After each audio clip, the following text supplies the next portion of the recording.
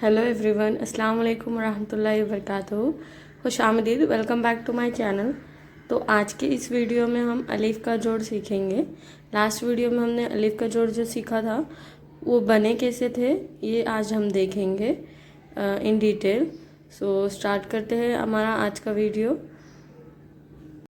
तो जो first image आप देख रहे हो उसमें बे जमा अलीफ़ बा, और इसको दो हुर्फ़ी अल्फाज भी बोले जाते हैं। मतलब कि बे एक हुर्फ, अलीफ़ एक हुर्फ, तो दोनों मिलके जो बनता है वो दो हुर्फ़ी अल्फाज उसको बोलते हैं। पे, पे जमा अलीफ़ पा, पा।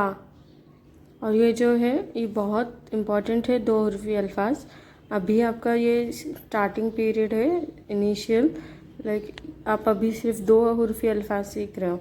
अगर आप इस पे ध्यान दोगे तो इसके आगे हम और तीन हुर्फ़ी अल्फाज और हुर्फ़ी अल्फाज, यानी कि मतलब एक उर्दू कैसे पढ़ी जाती है ये बेसिक आपको आइडिया आ जाएगा, और लिखी कैसे जाती है ये भी आइडिया आएगा।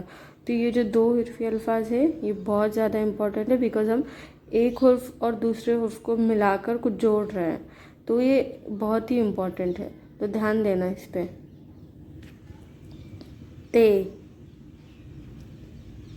ते जमा अलीफ़ ता, ते जमा अलीफ़ ता। से जमा अलीफ़ सा, जीम जमा अलीफ़ जा, चीम जमा अलीफ़ चा, है जमा अलीफ़ हा, खे जमा अलीफ़ खा, दाल जमा अलीफ़ दा। तो यहाँ पे जो है दाल की आधी शक्ल नहीं होती है, तो हम इसको पूरा दाल ही लिखते हैं और उसके आगे अलीफ़ जोड़ देते हैं, तो ये दाल जमा अलीफ़ दा बन जाता है।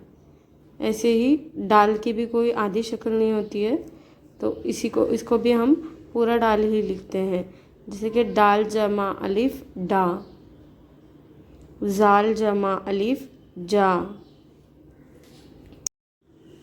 जा, रे जमा अलीफ़ रा, रे जमा अलीफ़ रा, जे जमा अलीफ़ जा, झे जमा अलीफ़ झा। इन सब की कोई आधी शक्ल नहीं होती है, इसलिए इसको हम पूरा पूरा लिखते हैं और उसके आगे अलीफ़ जोड़ देते हैं, तो ये दो हुर्फ़ी अल्फाज बन जाते हैं।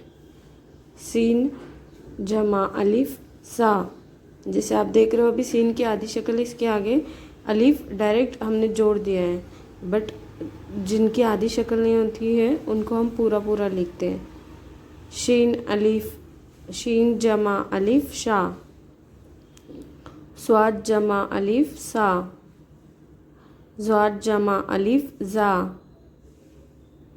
तोय जमा अलीफ़ ता, ज़ोय जमा अलीफ़ ज़ा, आइन जमा अलीफ़ आ, गैन जमा अलीफ़ गा,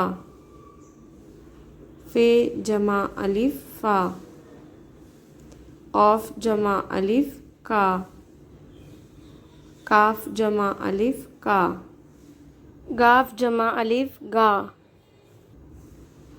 लाम जमा अलीफ़ ला। लाम की भी हमने आधी शक्ल ली है और उसमें अलीफ़ को जोड़ा है, तो ये ला। मीम जमा अलीफ़ मा, नून जमा अलीफ़ ना, वाव जमा अलीफ़ वा। इसकी भी आधी शक्ल नहीं है, इसलिए हमने इसको वाव को भी पूरा ही लिखा है। हे जमा अलीफ़ हा, हे जो है ये हम इसकी जो मतलब जब वो अकेला होता है उसकी शक्ल अलग होती है, लेकिन जब उसके साथ अलीफ़ जुड़ता है तो इसकी शक्ल में चेंज आ जाता है। तो ये जो हा लिखा है इस तरीके का वो हा बन जाता है। छोटी ई जमा अलीफ़ या, بڑی ای جمع الف یا، دونوں بھی یا ہی ہوتا ہے، بس فرق آواز کا ہوتا ہے. چھوٹی ای میں ہم کو کم کھینچنا ہوتا ہے اور بڑی ای میں اس کو تھوڑا سا زیادہ کھینچ کے پڑھنا ہوتا ہے. دونوں یا میں یہ فرق ہے. اوکے، تو آج ہم نے دیکھا الف کا جوڑ. امید کرتی ہوں کہ آپ کو یہ سمجھ آیا ہوگا. اگر ویڈیو اچھی لگے تو پلیز لائک کیجئے، کمنٹ کیجئے، جو بھی آپ کی queries who I definitely reply. ہماری نیکسٹ ویڈیو کے ساتھ. تب تک کے لیے اللہ حافظ. Take care. Bye every one.